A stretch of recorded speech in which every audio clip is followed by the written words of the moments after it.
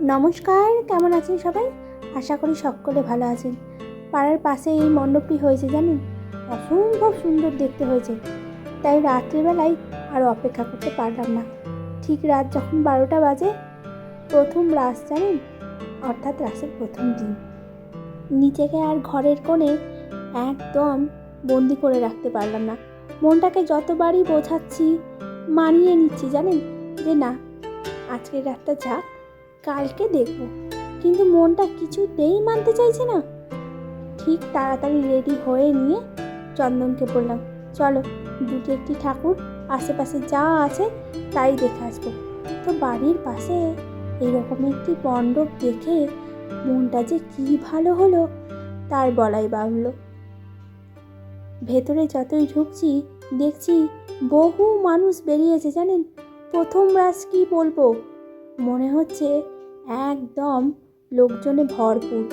রাস্তার যে প্রান্তে আপনি তাকাবেন তার সব দিকেই দেখতে পারবেন মানুষজনের আনাগোনা।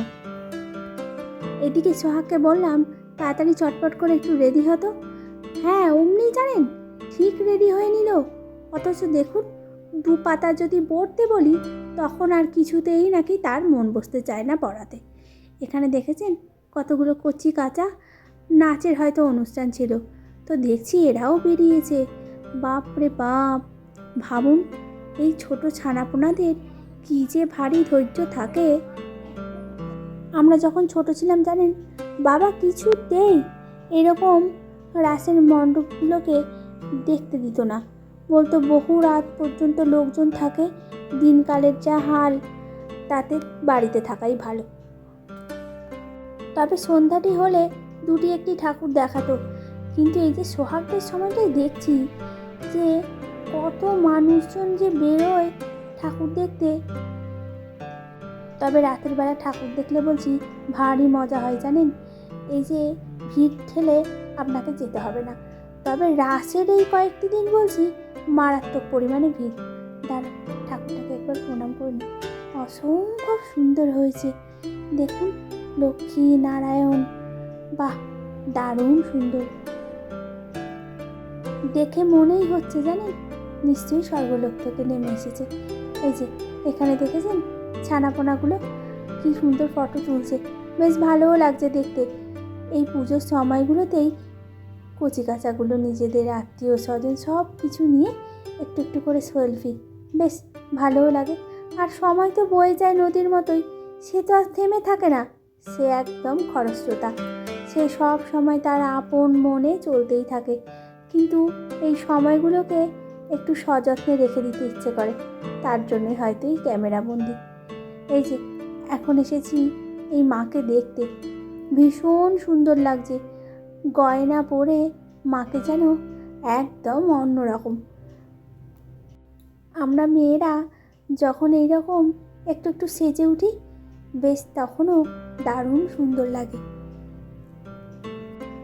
পাশেই রাধাকৃষ্ণটাকে দেখে কিছুতেই চোখ সরাতে পারছি না জানেন, এত সুন্দর দেখতে হয়েছে।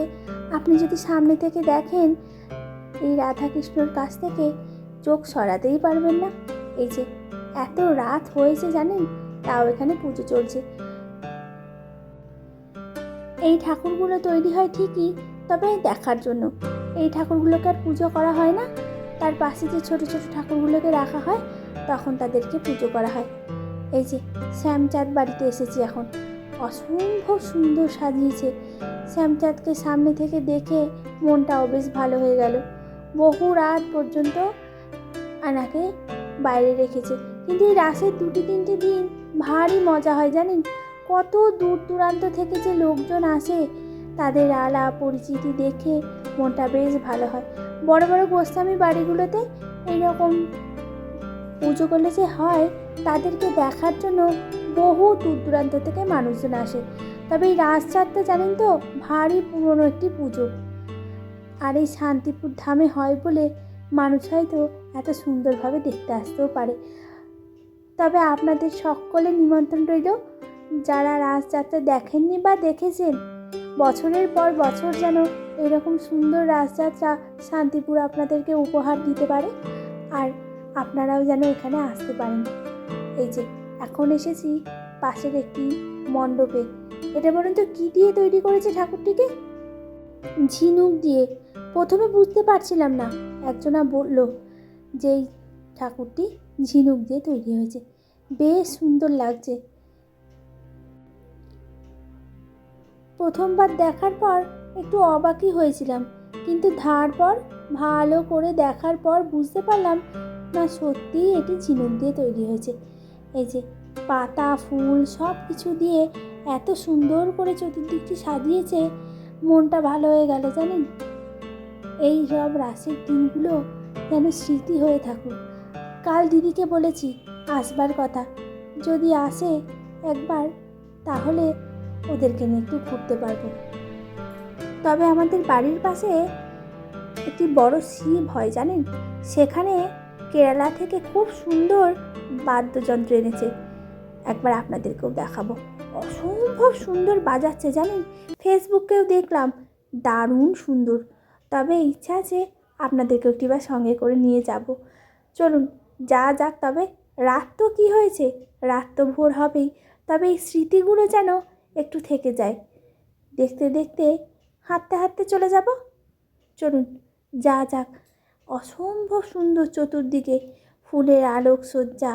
দাঁড়ান, এই যে